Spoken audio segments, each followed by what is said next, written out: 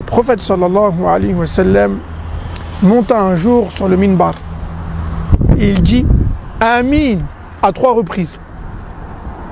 Lorsqu'il descend du minbar, on lui dit Ya Rasulallah, pourquoi tu as dit Amin? Il dit Jibril alayhi salam est venu à moi.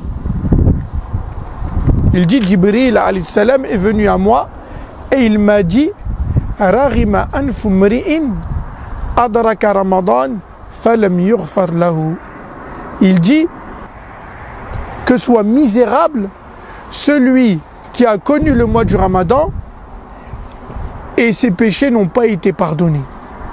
Ensuite, Jibril alayhi salam, le meilleur des anges, il ordonne au meilleur des prophètes Mohammed sallallahu alayhi wa sallam de dire Amin, exauce. Et le prophète sallallahu alayhi wa sallam, il dit Amin à 3 reprises. Je ne sais pas si vous vous rendez compte. Une invocation venant du meilleur des anges, dont le meilleur des prophètes a dit exauce ya Allah. Comment celle-ci peut être rejetée et refusée? Bismillah, wassalat wassalamu ala man la nabiyya ba'da. On remercie Allah subhanahu wa ta'ala de nous avoir permis d'atteindre ce noble mois qui est le mois du Ramadan en bonne santé. On va traiter, mes frères et sœurs, dans cette vidéo, certains points relatifs aux jeûnes ainsi que ses bienfaits. On va commencer directement en posant une question à notre grand frère Daoud qui est: quelles sont les preuves du Coran et de la Sunna concernant l'obligation du jeûne du mois de Ramadan? Alors bien évidemment, tout le monde sait que le jeûne du mois du Ramadan est obligatoire. Mais le rappel profite aux croyants. Allah tabaraka wa ta'ala nous dit dans le verset 183 de Surat al-Baqarah Ya ayyuhalladhina amanu kutiba alaykumus siyam kama kutiba ala alladhina min qablikum la'allakum tattaqun. Ô vous qui avez cru, on vous a rendu obligatoire le jeûne, comme on l'a rendu obligatoire à ceux qui vous ont précédés. Et également, on a le hadith très connu rapporté par Abdullah ibn Omar, dans lequel le prophète sallallahu alayhi wa sallam nous dit Bunya al-Islam wa ala khams. L'islam est bâti sur 5 piliers. Et il dit Shahadati an la ilaha illallah wa anna Muhammadan Rasulullah wa iqam as-salah wa ita'i zakah wa hajj al-bayt wa soum Ramadan. Et il nous dit dans ces 5 piliers, il y a le fait de jeûner pendant le mois du Ramadan. Également, on a l'ijma', le consensus des savants. Bien évidemment qu'il y a le consensus. Très bien. Akhil Karim, quel est le jugement juridique dans la législation d'Allah subhanahu wa ta'ala vis-à-vis de la personne qui délaisse le jeûne du mois de Ramadan? Qu'est-ce que nous disent les textes religieux à son égard? Alors attention, bien évidemment, celui qui délaisse le jeûne du mois du Ramadan se met dans un danger évident. Il n'y a pas de divergence sur cette question. Délaisser un pilier de l'islam, c'est un grand péché. Il n'y a pas de divergence sur le sujet. Mais maintenant, si tu me poses la question en profondeur, qu'est-ce que les savants ils ont dit sur le sujet? Il y a des savants qui voient que celui qui délaisse le jeûne du mois du Ramadan, il a commis un grand péché, comme je l'ai dit précédemment. Mais il y a d'autres savants qui voient qu'il a mécru. Comme une parole de l'imam Ahmed. Attention, il y a des savants qui voient qu'il a mécru, qu'il est sorti de l'islam. Toute personne qui délaisse un pilier de l'islam, il a mécru chez certains savants. C'est pas quelque chose de minime. Parce qu'on parle de piliers. Si tu enlèves un pilier, forcément, la bâtisse, ça s'écroule. ومن ترك صيامه تهاونا فهو فاسق من الفساق وقد ذهب بعض اهل العلم الى انه من ترك صيامه تهاونا وكسلا انه مرتد خارج عن مله الاسلام لان من اهل العلم يرى ان كل الاركان من ترك شيئا منها اركان الاسلام تهاونا وكسلا فانه يكفر. Très bien. Et que nous disent les savants et les textes religieux également concernant la personne qui jeûne? Donc, il ne délaisse pas ce pilier, mais par contre, il délaisse un pilier qui est encore plus grand, qui est la prière. Alors, celui qui jeûne, mais qui prie pas, c'est ça ta question? Non. Alors, celui qui jeûne et qui prie pas, on revient à la divergence. Est-ce que celui qui délaisse la prière, il a mécru ou non? Il y a divergence entre les savants sur la question. Car le prophète sallallahu alayhi wa sallam il dit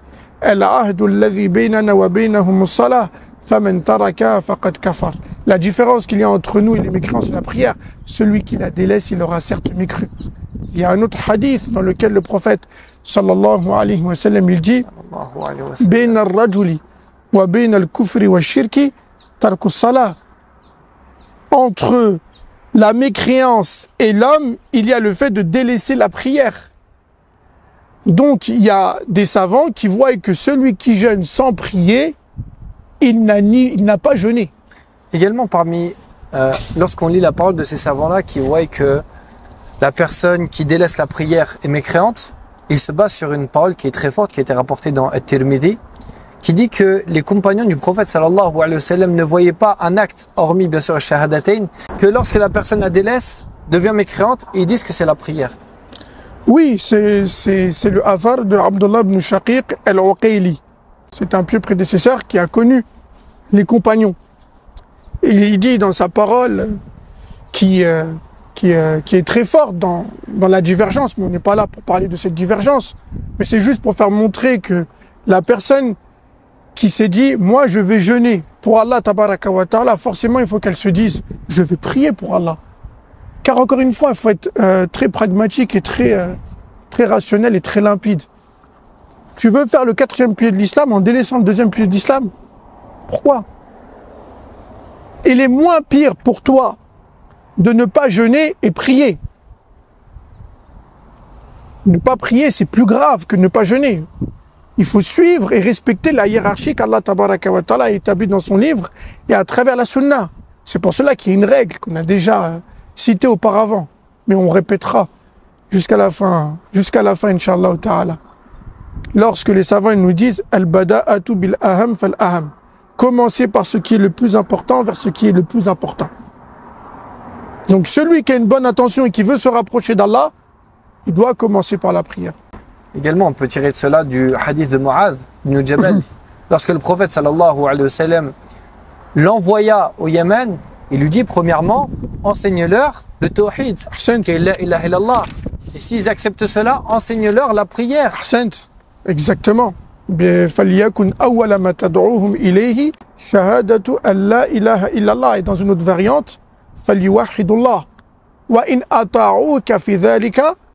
S'ils t'obéissent dans cela, ordonne-leur à ce moment présent d'accomplir la prière. Mais on revient à ton athar avant qu'on se perde. Non.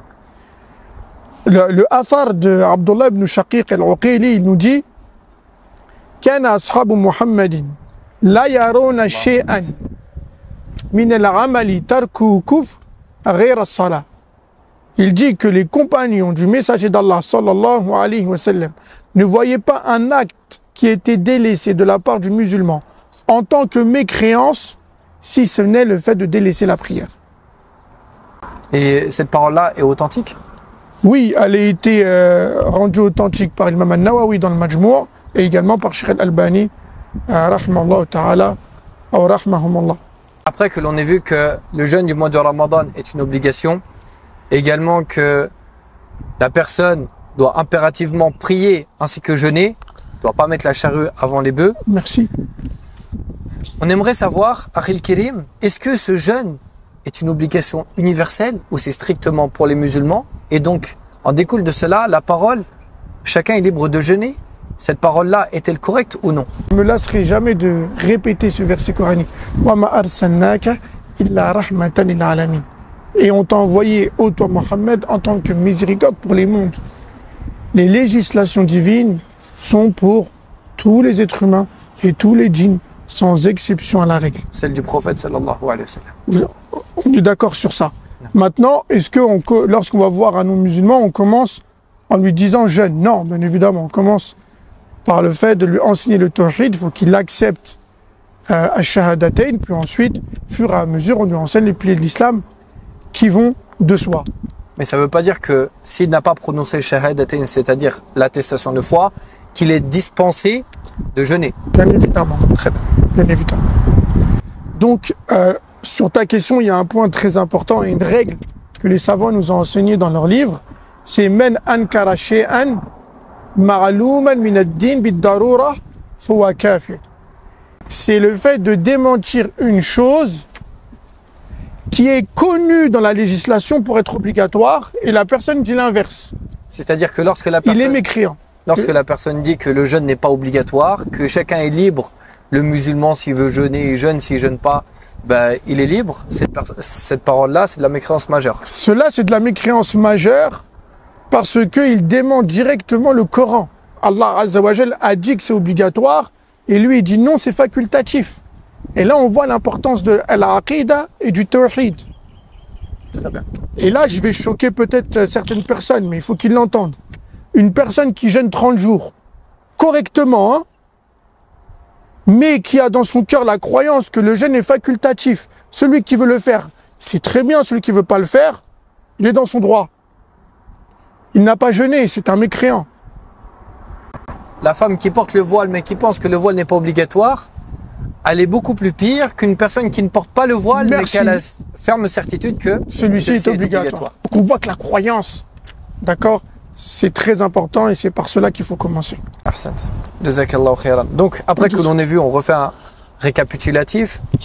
L'obligation de jeûner, que la personne qui ne prie pas durant son jeûne, beaucoup de savants voient qu'elle est mécréante et du coup, découle de cela que son jeûne n'est pas accepté. On aimerait savoir, Akhil Karim, parce que malheureusement, il y a certains groupes de personnes qui s'affilient à l'islam, qui se mettent à jeûner et prier uniquement pendant le mois du Ramadan. Est-ce que les savants ont parlé à son sujet ou non? Alors, oui, les savants ont parlé sur ce sujet, mais ceux qui prient et qui jeûnent uniquement pendant le mois du Ramadan. Al-Lajnatu Da'ima a parlé à leur sujet. Et elle dit que ces personnes-là, leur acte, il est invalide et qu'ils sont mécréants. Souviens-toi, lorsqu'on était ensemble dans une khutbah de Sheikh Al-Ruhili, il répétait une phrase, Hafidhahullah Ta'ala, qui était très importante. Laquelle? Le fait qu'Allah Azza wa Jal est le Seigneur du mois du Ramadan, il est le Seigneur de tous les autres mois. C'est très important. Celui qui décide d'adorer Allah Azza wa Jal uniquement pendant le mois du Ramadan, puis ensuite les autres mois, il fait comme s'il n'y avait pas Allah, c'est très très très grave. Et Al-Lajnatu Da'ima, il voit que cette personne est mécréante. Excuse-moi. Et que son jeûne n'est pas accepté. Excuse-moi, Akhi, de t'avoir coupé, mais c'est exactement ce qu'ils disent, Al-Lajnatu Da'ima, dans leur fatwa, ils disent Bi'sal qawmu arafullaha fi Ramadan faqat. Ah oui, Bi'sal qawm, c'est-à-dire que. Quel mauvais peuple, quelle mauvaise personne qui adore Allah Azza wa Jal, qui jeûne pour Allah et qui prie pour Allah uniquement pendant le mois du Ramadan. Ça peut même rentrer dans le fait d'essayer de duper Allah, tabaraka wa ta'ala. Et toute personne qui dupe Allah, c'est Allah Azza wa Jal qui l'a dupé. Car personne ne peut duper Allah réellement. Encore une fois, on voit l'importance de l'ikhlas et du tawhid, que la personne doit adorer Allah subhanahu wa ta'ala et ressentir cela tout au long de l'année. C'est pas seulement durant le mois du Ramadan. Très bien. Maintenant, on aimerait savoir quelle est la finalité, quel est le but ultime pour lequel Allah subhanahu wa ta'ala nous a ordonné de jeûner, de délaisser nos passions, de délaisser le ta'am wa sharab, c'est-à-dire le fait de manger et de boire. Quel est le but ultime? À quoi bon le musulman, ou quel est le GPS, quel est le but que le musulman doit avoir dans son cœur lorsqu'il se réveille le matin en tant que jeûneur? Alors c'est une très bonne question et ça fait un très bon rétropédalage. Ici, il faut savoir pour quelle raison Allah Azza wa Jal nous a ordonné de ne pas manger, de ne pas boire, de ne pas avoir de rapport avec nos femmes pendant ce mois, de s'abstenir de certaines choses qui sont licites de base. Quel est le but? Quel est l'objectif? Quelle est la raison? Allah Azza wa Jal, dans le verset 183 de Surat Al-Baqarah, il nous donne la réponse.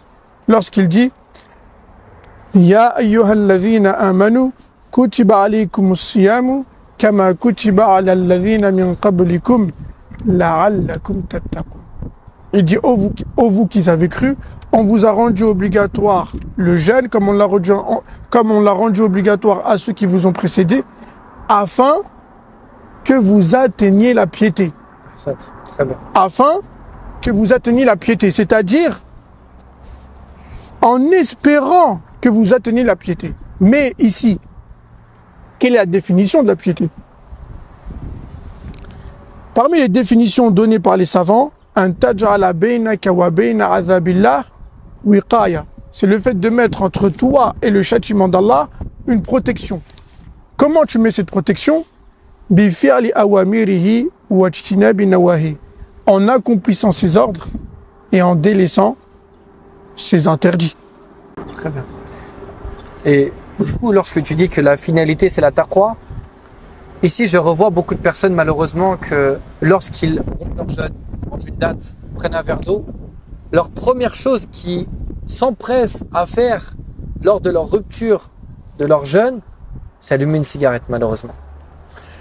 Oui, en fait, il faut bien comprendre que le but, c'est pas tout simplement de s'abstenir de manger et de boire du lever du soleil jusqu'à son coucher. Non, c'est mal comprendre le jeûne.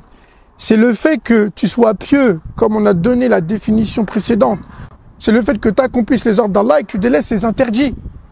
Donc si après la journée de jeûne, tu te mets à vaquer à tes péchés, tu n'auras pas accompli la raison pour laquelle, d'accord, bien évidemment, Allah Azza wa Jal a instauré cette école. Parce que le jeûne est une école. C'est pour ça que les savants, ils disent As-sawmu madrasa. Ils disent le jeûne est une école. Une école pourquoi? Une école pour arriver à la piété. Et il y a aussi quelque chose de subtil et d'important. Laquelle? Ça veut dire que pendant le jeûne du mois du Ramadan, beaucoup d'entre nous, ils ont l'engouement, masha'Allah, et l'ambition de lire beaucoup de versets coraniques, de beaucoup prier, de faire beaucoup d'aumônes. Et c'est très très bien. Néanmoins, attention, lire beaucoup le Coran, prier beaucoup, faire l'aumône, c'est demander. Mais si toi, à l'inverse, tu fais ce qu'Allah Azza wa Jal, il t'a interdit et tu délaisses ce qu'il t'a ordonné, t'as pas compris vraiment pourquoi tu jeûnes. Où je veux en venir? Tu lis beaucoup le Coran, mais à la fin, tu respectes pas tes parents. Tu lis beaucoup le Coran, mais à la fin, tu insultes les gens dans la rue. Tu pries beaucoup, mais à la fin, tu donnes pas le droit à ta famille. Est-ce que tu arrives à la piété de cette manière? Là. Non. Il faut bien comprendre le but. Vaut mieux lire moins le Coran et faire moins l'aumône et moins prier et faire ce qui t'est obligatoire et délaisser ce qui t'a interdit. Parce que le prophète sallallahu alayhi wa sallam, il nous dit Al-Qur'anu hujjatun laka aw alayk, qui dit le Coran est un argument pour toi ou contre toi. Donc c'est pas une simple course vers celui qui va lire le plus de versets ou celui qui va faire le plus d'aumônes. C'est surtout avant cela, d'accord, se protéger du châtiment d'Allah tabaraka wa ta'ala et faire ce qui t'a ordonné et délaisser ce qui t'a interdit. Mais le but dans tout cela, dans ta parole, c'est pas que la personne qui n'arrive pas à mettre en application le Coran correctement, qu'il doit délaisser sa lecture. Non, bien évidemment, on doit lire le Coran, on doit faire l'aumône, on doit s'efforcer à faire des bonnes actions. Mais ce que je veux dire, c'est ne pas mettre la charrue avant les bœufs, c'est-à-dire tu vas faire des actes surrogatoires alors que tu délaisses tes actes obligatoires. Et ça, ça fait pas partie des principes de la piété. La piété, tu dois respecter cette hiérarchie. Ce qui m'est obligatoire, je le fais et ensuite je fais le surrogatoire. Mais quand tu vas lire le Coran en entier, alors qu'Allah Azza wa Jal t'a pas ordonné de lire le Coran en entier et qu'après tu vas manquer de respect à tes parents, c'est pas bon. Également découle de tout cela ad-dalilu al-aqli. Alors, ici aussi, il y a pour bien comprendre le sens de piété dans le jeûne du mois du Ramadan et pourquoi c'est une école, le fait de jeûner, il y a le fait que, si on médite un petit peu, on s'aperçoit qu'Allah Azza wa Jal nous ordonne de s'abstenir de ce qui est permis de base. Le fait de manger, boire, avoir des rapports avec sa femme, c'est des choses qui sont permis de base. Malgré ça, Allah Azza wa Jal, pendant ce mois, il nous ordonne de s'en abstenir. Pourquoi? Pour avoir plus de force après le mois du Ramadan, afin de délaisser ce qui est interdit de base. Si tu délaisses ce qui est permis de base, tu auras, d'accord, a fortiori et pas a fortiori, sinon je vais me faire taper sur les doigts par Samy, a fortiori, tu auras plus de force à délaisser ce qui est interdit, d'accord, de base, comme le fait de fumer, comme le fait d'avoir des rapports illicites, etc. Donc, bien comprendre que le jeûne du mois du Ramadan, c'est pas une prison dans laquelle Allah Azza wa Jal nous ordonne de s'abstenir de manger et de boire. Non, c'est beaucoup plus profond. Également, pour pas avoir cette croyance et ressentir que le jeûne est uniquement une prison, il y a quelque chose qui peut nous aider dans notre cœur, quelque chose qui est subtil. Oui, alors là, tu fais référence à ce qu'on appelle al-ikhlas, an-niyyatul khalisa lillahi subhanahu wa ta'ala. Donc, la sincérité, la bonne intention dans son jeûne. Ne pas oublier qu'on ne jeûne pas par tendance, on ne jeûne pas par coutume, on ne jeûne pas par simple régime, mais on jeûne pour Allah, c'est-à-dire on jeûne pour se rapprocher de lui, on jeûne pour atteindre son paradis, on jeûne pour acquérir son agrément subhanahu wa ta'ala, parce que c'est le seul qui nous a créés à partir du néant, parce que c'est lui qui contrôle toutes choses, parce que c'est à lui qu'on va revenir, et parce qu'il est le seul à mériter l'adoration. Donc c'est pour lui que je jeûne. Et ça, c'est très important à comprendre. Et il ne faut pas minimiser, parce que si tu minimises cette base, tu risques de faire tout écrouler. C'est pour cela que Ibn al-Qayyim, il dit dans l'un de ses livres, « Men dayya al-usul, hurima al-wusul » Celui qui délaisse les bases, il n'arrivera pas à son but. D'accord? Et Allah tabaraka wa ta'ala, dans un hadith al-Qudsi, il nous parle de cette sincérité.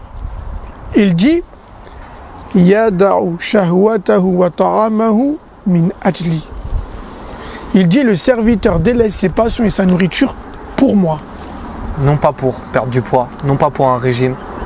Non pas pour suivre la tendance ou par simple coutume.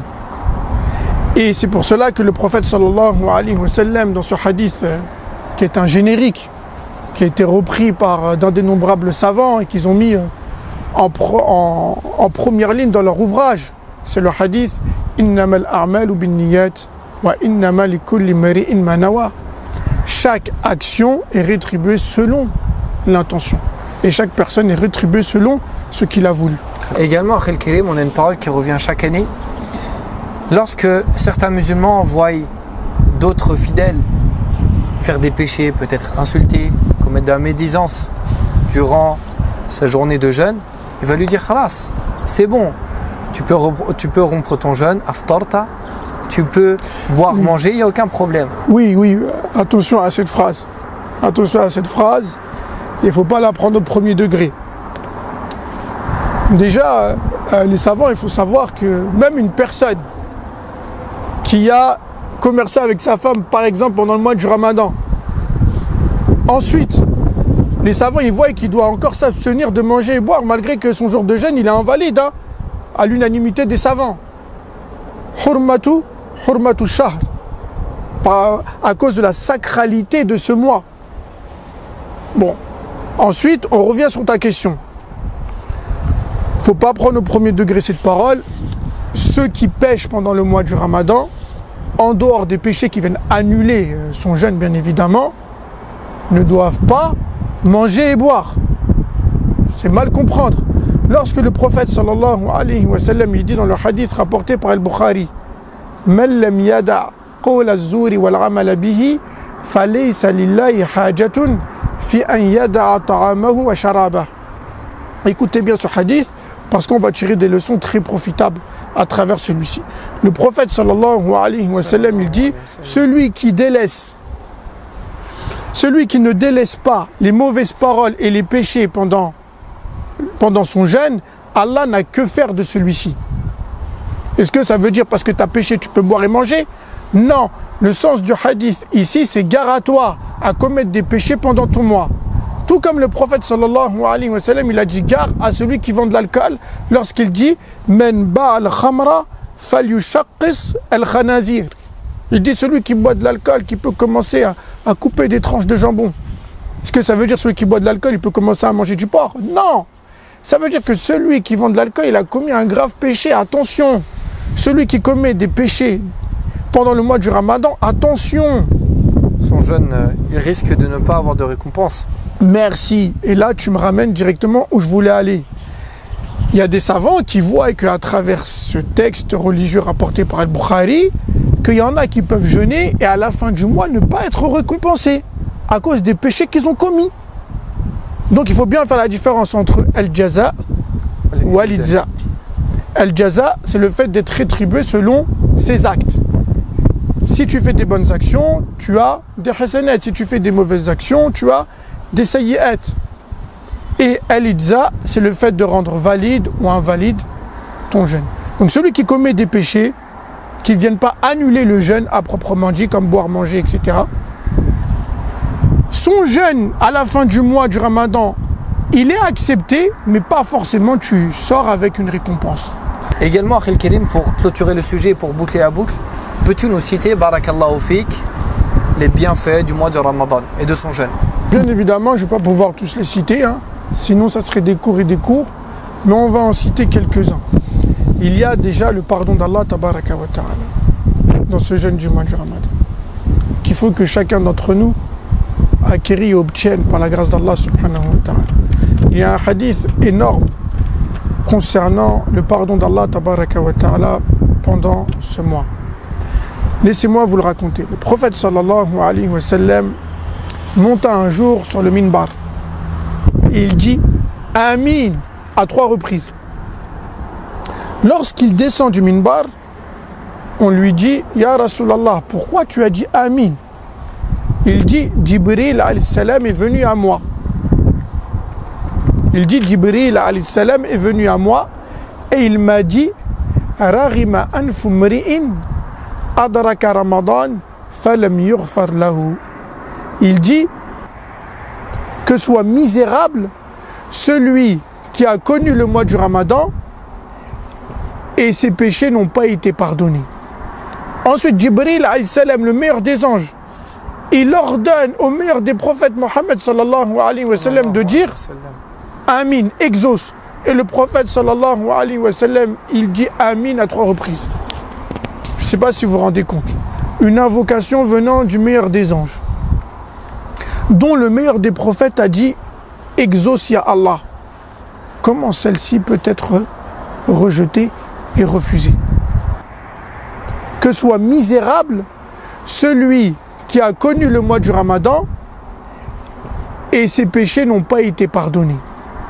Ensuite, Jibril alayhi salam, le meilleur des anges, il ordonne au meilleur des prophètes Mohammed sallallahu alayhi wa sallam de dire Amin, exauce. Et le prophète sallallahu alayhi wa sallam, il dit Amin à 3 reprises. Je ne sais pas si vous vous rendez compte. Une invocation venant du meilleur des anges, dont le meilleur des prophètes a dit exauce ya Allah. Comment celle-ci peut être rejetée et refusée? Également, parmi les bienfaits du jeûne du mois du Ramadan, c'est le fait que le Coran est descendu ce mois-ci. Allah Tabaraka wa Ta'ala nous dit dans son livre Shahru Ramadan alladhi unzila fihi al-Qur'an hudan lin-nas wa bayyinatin min al-huda wal-furqan. Également, pendant ce mois-ci, c'est caché à personne, il y a la nuit du destin. Si tu peux nous réciter les versets de sourate Al-Qadr. Bismillahirrahmanirrahim. Inna anzalnahu fi laylatil qadr. C'est-à-dire, on a descendu le Coran pendant cette nuit. Ensuite, Wa ma adraka ma laylatul qadr. Et Allah Azza wa Jal ici, il fait ce qu'on appelle at-tafrim, c'est-à-dire et qui te dira ce que représente la nuit du destin. Laylatul qadri khayrun min alf shahr. Et il dit subhanahu wa ta'ala, la nuit du destin est meilleure que 1000 mois. C'est pour cela que beaucoup de savants ont expliqué ce verset coranique en disant que l'acte d'adoration pendant la nuit du destin est meilleur que celle accomplie pendant 1000 mois en dehors de celle-ci. Je ne sais pas si vous vous rendez compte. Ça veut dire que lorsque tu adores Allah Tabaraka wa Ta'ala pendant cette nuit, c'est comme si tu avais adoré Allah Azza wa Jal pendant 83 ans et quelques mois, comme les savants l'ont dit. Et le prophète sallallahu alayhi wa sallam, il nous a dit Man sama Ramadan imanan wa ihtisaban ghufira lahu ma taqaddama min dhanbihi. Il nous a dit celui qui jeûne le mois du Ramadan avec foi et espoir, ses péchés passés seront pardonnés. Il nous dit également Man qama Ramadan imanan wa ihtisaban ghufira lahu ma taqaddama min dhanbi. Il nous dit celui qui priera la nuit pendant ce mois, Allah Azza wa Jal pardonnera ses péchés passés s'il le fait avec foi et espoir. Donc, pour finir, on a un hadith vraiment Abdurrahman que les savants utilisent beaucoup pour montrer le bienfait du mois du Ramadan. C'est lorsque le prophète sallallahu alayhi wa sallam, il dit dans celui-ci, dans ce hadith rapporté par l'imam Muslim, Kullu amal ibn Adam yudha'afu al-hasanatu bi'ashri amthaliha. Il dit tous les actes de l'enfant d'Adam sont multipliés par 10, il a sab'i mi'ati d'af, voire 700 fois plus. Et Allah tabaraka wa ta'ala ici, il dit Qala Allah ta'ala illa som fa innahu li wa ana ajzi bih. Donc c'est un hadith al-Qudsi dans lequel Allah tabaraka wa ta'ala il dit ensuite sauf le jeûne. L'acte d'adoration est multiplié par 10 voire 700, sauf le jeûne. Il est à moi et c'est moi qui le rétribue particulièrement. Jazakallahu khairan. Ok, Inch'Allah, je vais clôturer en faisant un récapitulatif de tout ce qu'on a vu. On a vu, mes frères et sœurs, dans cette vidéo que le fait de jeûner le mois de Ramadan est obligatoire selon le Coran, la Sunna ou l'Ijma. Ainsi, on a vu que la personne qui ne prie pas, mais qui jeûne le mois de Ramadan, beaucoup de personnes beaucoup de savants voient que cette personne-là est mécréante et du coup que son jeûne n'est pas accepté. Ainsi que la personne qui prie mais qui ne jeûne pas, on a certains savants, et c'est une parole de l'imam Ahmed, que cette personne-là également est mécréante. On a également vu un sujet qui est la personne qui prie uniquement pendant son jeûne du mois de Ramadan. Également, ici on a Al-Lajnatu Da'ima qui nous disent que cette personne-là, elle n'est pas musulmane et que son jeûne n'est pas accepté. On a vu également, Akhil Karim, grand frère Daoud, que le but ultime du jeûne, c'est d'atteindre la piété. Oui. Et que la personne qui dit que le jeûne est quelque chose de libre, que la personne qui veut le jeûner, elle est libre de le faire ou non, que le musulman est libre de jeûner ou pas, que cette parole-là est de la mécréance majeure. Et pour clôturer également, on a vu que celui qui commet des péchés pendant le mois, pendant son jeûne du Ramadan, cela n'annule pas son jeûne, mais peut emmener ou peut faire que il ne retrouvera pas de récompense auprès d'Allah subhanahu wa ta'ala pour ces journées de jeûne, alors que l'on sait que Ramadan, il a d'énormes récompenses et d'énormes bienfaits, comme tu l'as cité précédemment, et que la personne qui prie durant le mois de Ramadan, Tarawih, c'est une cause pour qu'Allah subhanahu wa ta'ala pardonne tes péchés. Ghufira lahu ma taqaddama min dhanbihi. Je te laisse clôturer, Inch'Allah. Wa jazakumullahu khairan. Donc on demande à Allah tabaraka wa ta'ala de nous pardonner pendant ce mois, qu'il fasse en sorte que ce mois soit béni et qu'il fasse qu'il soit une cause par laquelle on rentrera au paradis. Allahumma innaka afuwun tuhibbul afwa fa'fu anna. Allahumma innaka afuwun tuhibbul afwa fa'fu anna. Allahumma amin. Allahumma salli wa sallim ala nabiyyika Muhammad wa ala alihi wa sahbihi wa sallam. Barakallahu fik. Wa fikakum. ربك إلى الملائكة أني معكم فثبتوا الذين آمنوا سألقي في قلوب الذين كفروا الرعب فاضربوا فوق الأعناق واضربوا منهم كل بنان